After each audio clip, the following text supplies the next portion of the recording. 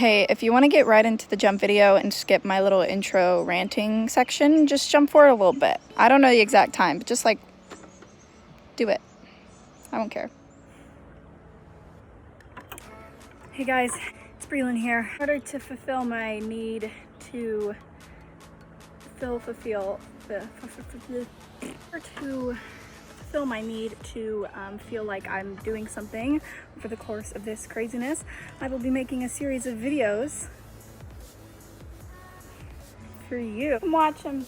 You don't have to. If you just let the video play, you don't even have to watch it and just give me views. It'll make me feel like I'm doing something. So the first installment in a series of installments is going to be my jump tricks, tips, drills, etc. These are what I think, pretty basic drills and stuff that it's nothing like super mind-blowing or anything, but they're just something that I think would be good to practice.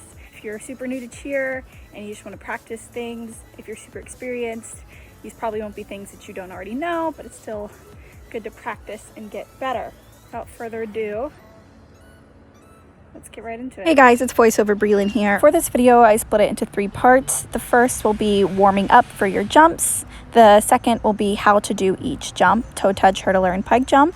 And the final is some of my drills and tips to get better jumps. So the first thing we're going to be doing after we've already stretched is our kick. As you can see, my arms are placed in a T motion a little bit in front of me. It's important to keep this position throughout the kicks because these are where our arms are going to be in our toe touch jump. One common mistake when doing kicks is bouncing before you do a kick like this. This is not what you want to do. What you want to do is kick just using your leg muscles and try to keep your arms in that T position. You're going to do this kick 10 times on each leg. I apologize for the constant change between vertical and horizontal video. I was not thinking about that when I was videoing the... But look how tan I look in the sun. Guys, look at this caterpillar I found while I was editing the video. I don't know if it's... Look at that. Look at this caterpillar.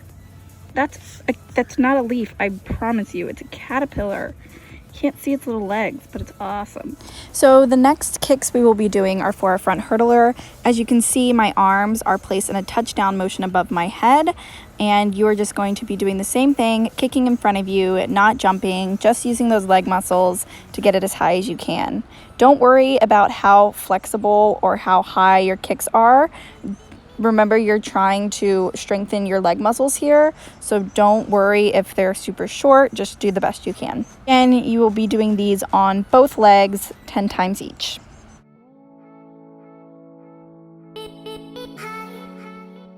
The last kick you'll be doing is for your back leg and your hurdler. It's going to be a bent, hitched leg like this, and you will be doing those 10 times each on each leg.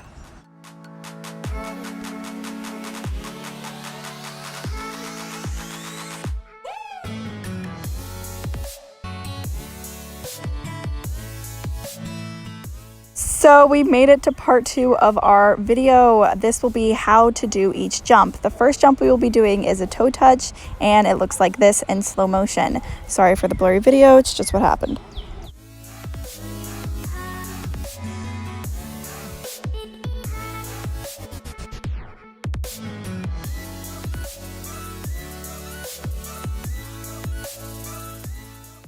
The way we start each jump is by doing a clasp in front of our face. You want your elbows to be together and it to be right above your chin. The second motion you will be hitting for each jump is a touchdown. For this, your arms will extend over your head. You will lift up on your toes and your arms will be straight. The third motion you'll be doing is swinging down, bending your knees. Your head and your chest will stay up, and you're using this position to gain momentum before your jump. Finally, after this, you will actually be jumping off the ground. We're going to start with a T jump, which looks like this. As you can see here, my arm is in a T position and my head and my chest are up, but I have not kicked my legs yet. Practice this a few times before you try your toe touch, just so you understand the concept, and then you can start trying to kick your legs up. Once you feel comfortable enough, you can start trying your toe touch. Now, by no means is my toe touch perfect, but more or less what you want to do is kick your legs really hard into this position and sit into that straddle position. It's really important that your butt stays down and your chest stays up. Otherwise, you could pull something in your legs. This should be more like a straddle position and not so much like a middle split. A huge common misconception is that you need to be flexible to have good jumps. This is not true. I do not consider myself flexible at all. It is more about leg speed than it is about flexibility. So something that will really help you is just getting that leg strength strong. Leg strength strong, what? The second jump we will learn is a hurdler, and this is what that looks like in slow motion.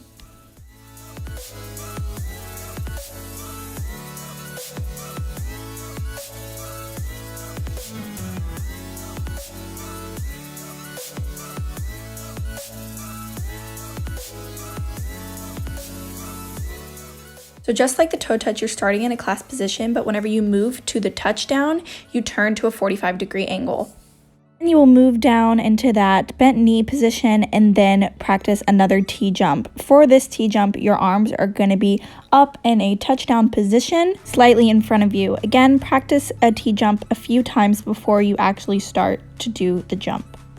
So once you move into the jump, you will be kicking your left or right leg, depending on which way you're facing, in front of you, and then the back leg will be bent in kind of this hitched position.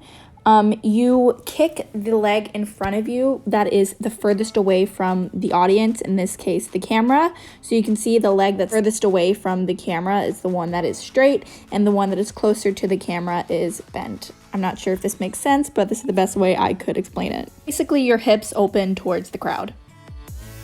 The last jump we will be learning is a pike jump, and this is what it looks like in slow motion.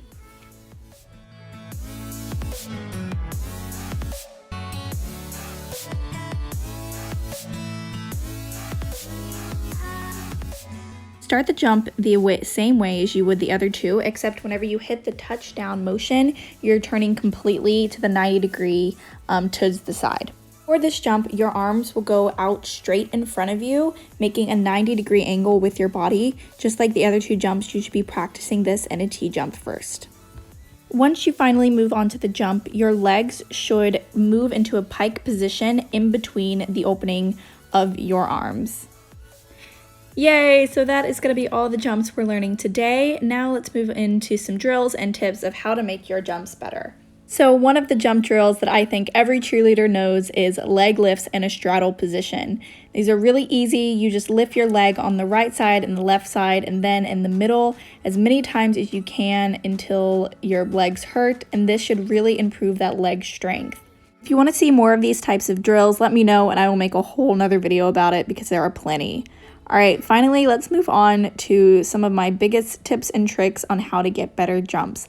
Like I said earlier, it is all about leg strength. So one of the biggest tips I can give you is to use ankle weights when you're doing your drills. The reason I got my legs as high as they are when I do my jumps is because I practiced all the time using ankle weights. So then whenever I took them off, it was a lot easier for me to jump higher and my legs to be fast.